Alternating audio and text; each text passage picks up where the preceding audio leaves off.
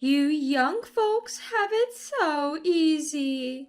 I worked up until the day before I gave birth. Ignoring my plea to rest with just a week left before my due date, mother-in-law, who happens to be Sam's mom, dragged me out into the snowy cold and told me, "Go shovel the snow." Ever since I got married, I've been troubled by this overbearing woman who thinks she knows best. Never in my wildest dreams did I think this would lead to a major incident that involved our neighbors and made local news. My name is Kristen, and I'm 30. I've been married to Sam, a college classmate, for 3 years. He'd promised his parents he'd return to our hometown after graduation, and after doing so, began working at his family's generations-old donut shop. Meanwhile, I'd started working a regular job. Our long-distance relationship led to both of us wishing we could be together every day, so we decided to tie the knot. I moved to Sam's hometown, excited for a new beginning, but that excitement was crushed pretty quickly. "I'm not like other mother-in-laws. I'm strict. Be prepared to learn all about housework," she warned. I felt like I'd been greeted by a drill sergeant. While Sam and his father are generally quiet people, his mother has a piercing voice that echoes loudly. As someone who suffers from migraines, her voice was torturous to my head. She'd wanted Sam to marry someone from a similar business background. However, Sam firmly told her, "If you don't accept my marriage to Kristen, I won't continue the family business." Reluctantly, she agreed. Sam's dad, on the other hand, was kind to me from the start, saying, "She's the one our son chose." Their main house was near the donut shop, an old building built by Sam's late grandparents. Though old, it was renovated a few years ago. Sam and I lived in a guest house on the property. Sam had early mornings, heading to the shop for prep work. After waving him off, I'd rush to the main house. Waiting for me there, she'd often scold, "Come on, at this rate you won't get breakfast ready in time," slapping her hands together as if to emphasize the point. If I could, I'd tell her to stop clapping and yelling. But considering our roles, I held back. I knew that speaking out would only fuel her rage even more. I tried to brush off mother-in-law's nagging, doing my best to keep calm. Mother-in-law, could you maybe help me out a bit? Preparing meals for 15 people all by myself is a bit much. It's an age-old tradition since my husband's great-grandfather's time to have breakfast with the craftsmen. But mother-in-law wanted me to handle all of the food preparation on my own. And to make matters worse, she would stand behind me, constantly complaining about how I did things. "You're so slow. Your mother must have really spoiled you, Kristen." On top of that, there was this strange rule that I had to prepare at least 5 dishes. I was always pressed for time. Is this what you meant by household training? If this is going to be an everyday thing, I don't know if I can handle it. About an hour before the store opened, people started pouring in. "Oh, everything looks so delicious today. It must have been tough preparing all this so early in the morning," Sam and the craftsman commented with sympathy. Their kindness was heartwarming, but then there were frustrating moments. "It's no big deal. Kristen is so laid back that I ended up doing most of the cooking again today." The way mother-in-law said it, as if she was the one who did everything, really got on my nerves. That night, when I was alone with Sam, I told him, "Your mom is so tough on me. She yelled at me again today. Is this what our future looks like?"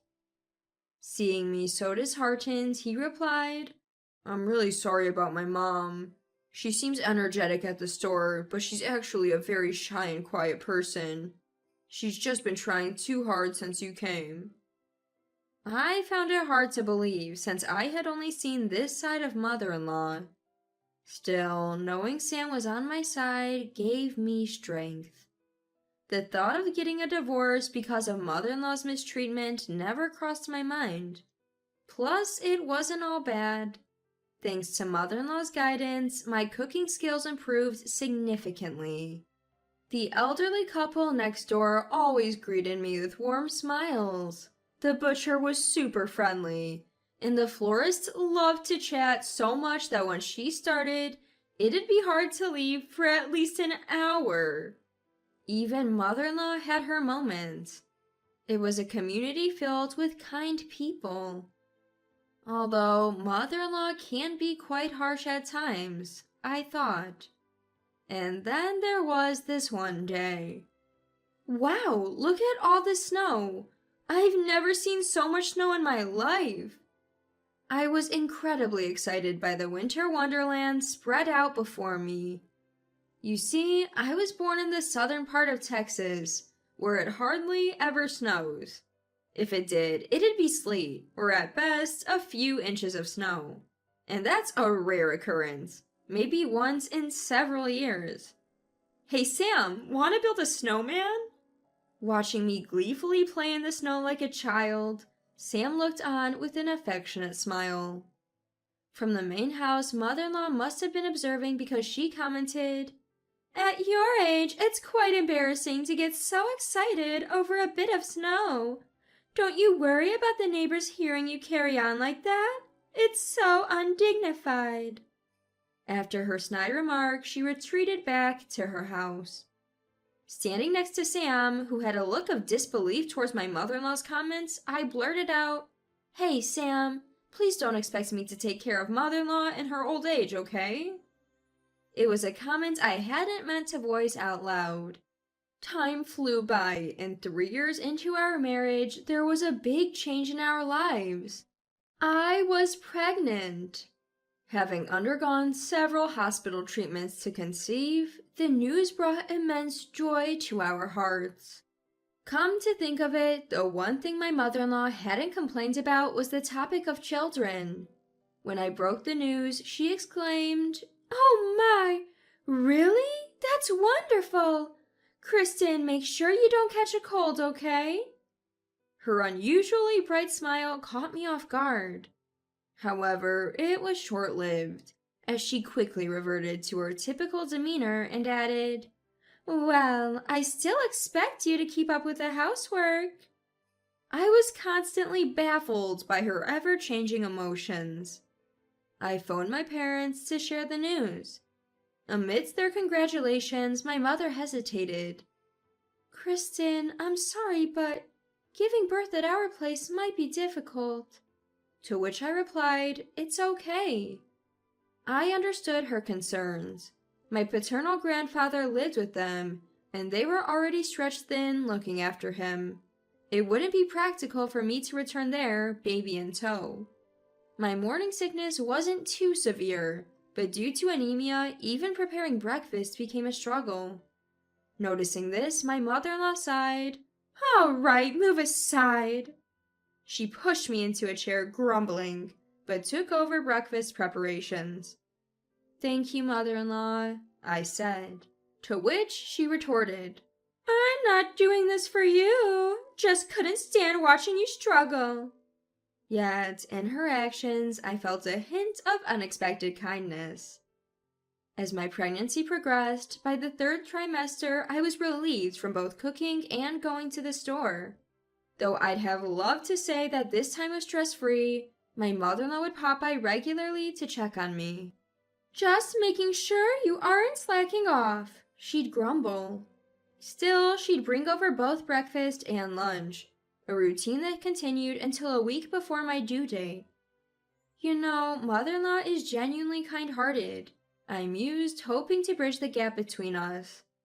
She stopped in her tracks, muttered something under her breath that I couldn't catch, and suddenly proposed, "Kristen, let's go shopping now."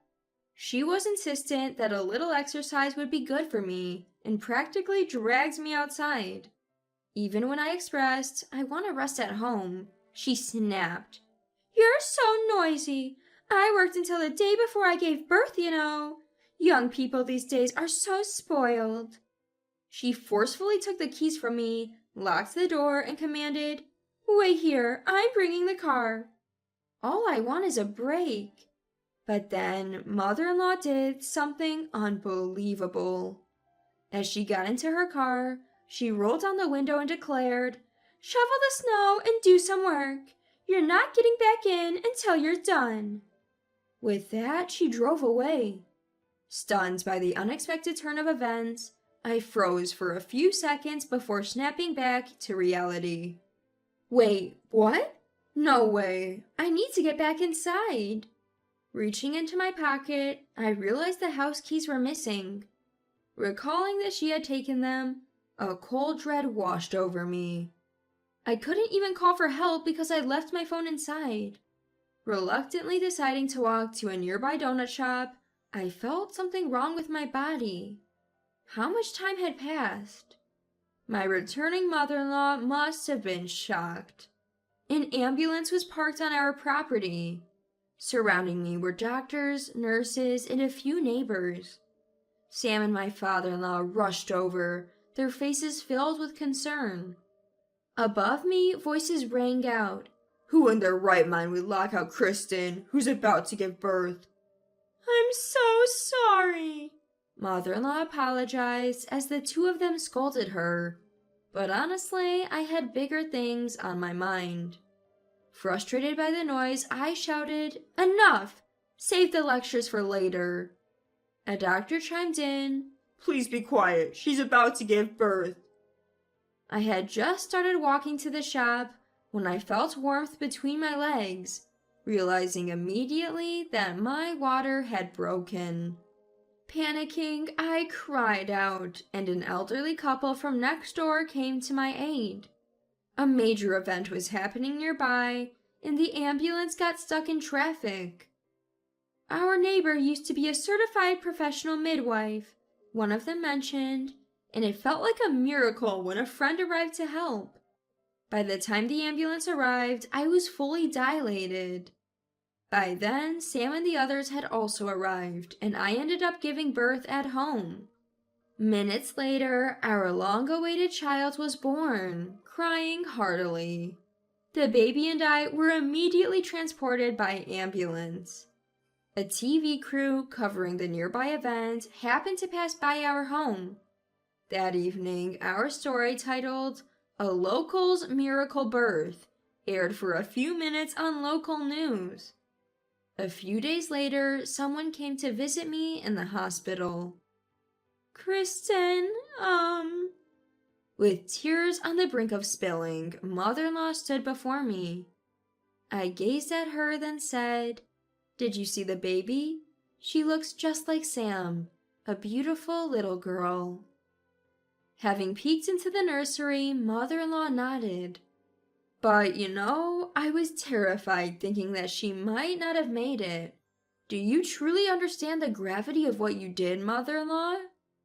Mother-in-law looked down, saying nothing. "After what happened, I immediately asked my husband for a divorce, but he told me to talk to you, Kristen." "Yes, I requested that both of you speak to me. I have a lot to say to you, mother-in-law." Throughout our calm conversation, mother-in-law's gaze remained lowered. The day after I gave birth, father-in-law and Sam came to apologize. I told them I wanted to speak with mother-in-law. Then I added, "Aren't both of you relying too much on mother-in-law? Please take better care of her." I might have come off a bit preachy to Sam and father-in-law. Father-in-law said he didn't plan on leaving mother-in-law, though he hadn't told mother-in-law yet. When father-in-law shared that after this incident he planned to pass the store on to Sam and leave with mother-in-law, I was taken aback.